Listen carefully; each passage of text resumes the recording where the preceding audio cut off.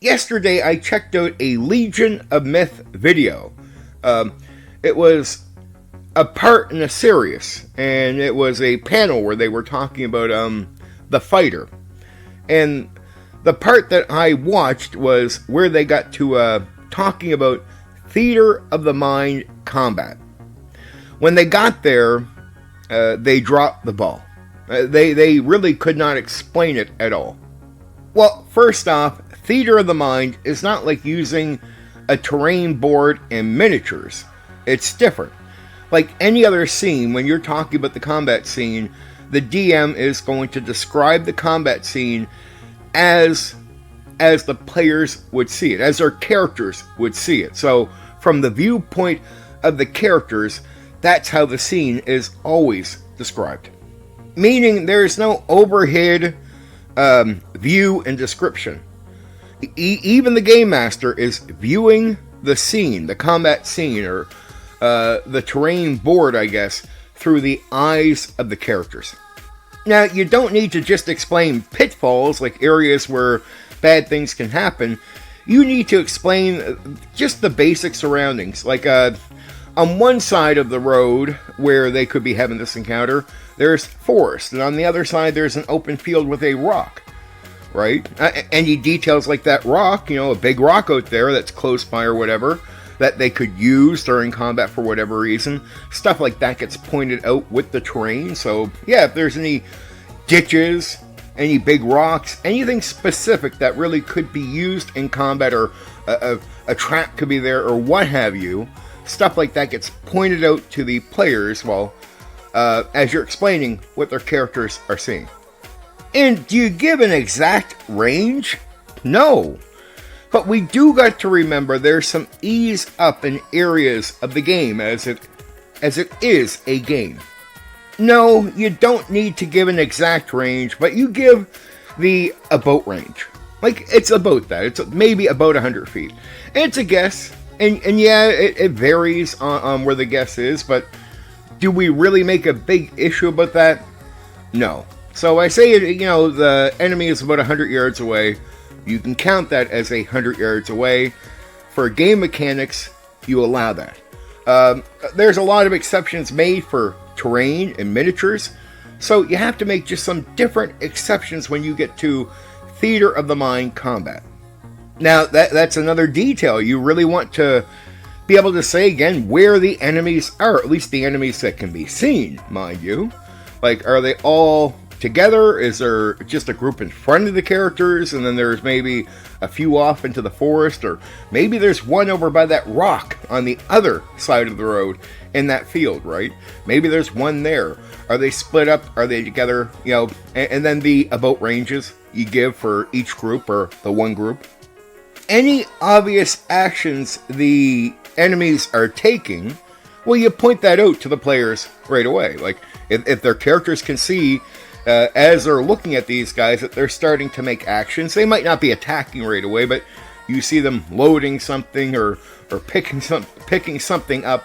Those details are to be shared with the characters because they are seeing this happening in front of them. When you stop to give description during theater of the mind, at any point, you got to remember that players are allowed to jump in or take advantage of time with their characters.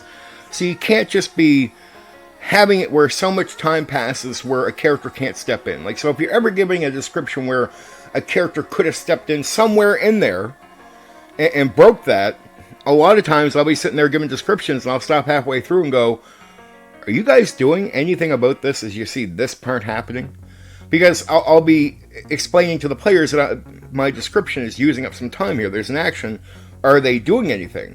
Now, if my description is not making time pass, it's just a description of something they, still image that they can see before we move into time passing, then I won't stop and say, are you doing something? Of course not. It's just what they instantly see. But sometimes you're describing stuff that is happening, and it's happening. So time is passing in your description. Remind your players that they can step in during any of that and do something. Again, what I mean by this is like this. I could tell you, here is your enemy, whatever, close to 100 yards away, and here's what you can see. Here's what they look like, right? So no time is passing. I'm just telling you what they look like as you look at them. But say you see the enemy and they're loading something and then starting to take aim at you. Well, that's a process, right? They're loading it, then they're aiming it at you. That means things are happening that you can react to. When I'm just giving you the description of what the enemy looks like, well, there's no time passing, so there's no action to be taken during that time. If you keep how you handle this simple, it makes everything easier to remember from round to round. Like, the enemy's either being forward or left or right, what's on the left or right of the characters. Like, you keep everything to basics. So when you look at the scene, you're really looking like the players want to know. You want to make sure you can explain easily what's behind them, what's to the right, what's to the left, and what's in front of them.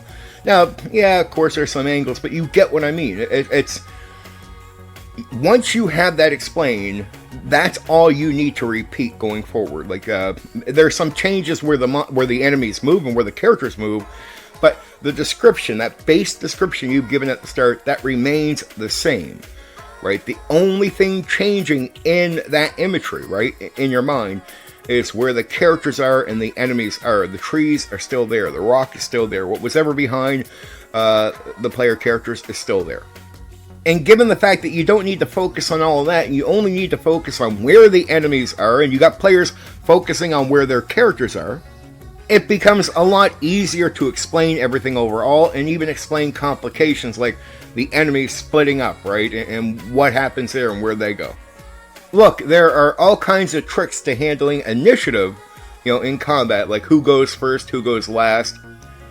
A lot of people will tell me that they have a hard time remembering everything from round to round, though if you can, and many game masters can, well, then you don't need a lot of tricks. You just remember round to round. Like, you don't need to write stuff down. I'm one of those. I don't need to write it down. I can remember from round to round, even in larger combat. But if you're having a hard time with that, in person, you could use things like coins or some type of object to give the people, like, you're going first, you're going second, you're going whatever. And you keep the fucking thing, or you have a quick notepad type of thing where you have a trick just to check it in. Like, you put a check beside this person's name at the start of combat, they go first. It's the 2 beside the next person, whoever goes second. And you do that, you write it down. That's fine, right? So there's all kinds of tricks to keep track of initiative. Don't get too worried about that during combat. Use your tricks if you have to. If you have a good memory and you're confident with that, run with it.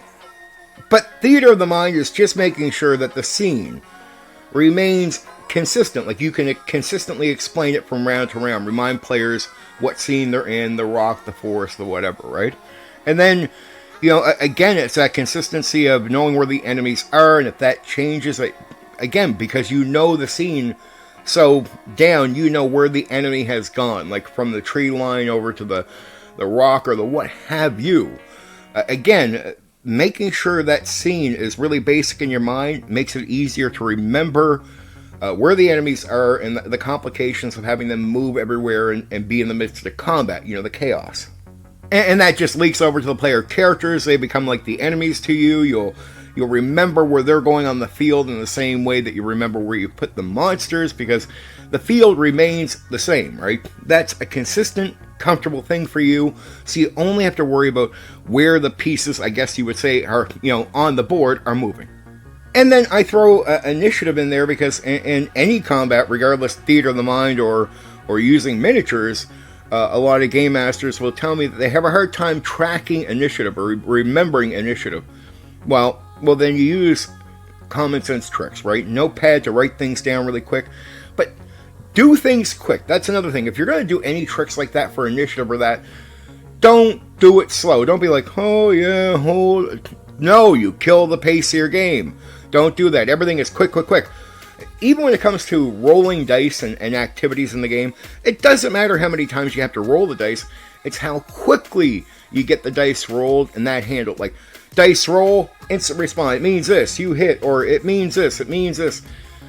If you go through the process each time, like, roll the dice. Oh yeah, let me check that. That means that. fuck off. You're killing the pace of your game. Stop being so fucking slow. So there. Don't be so fucking slow. Anyway, for now, there, Theater of the Mind combat. For now, take care.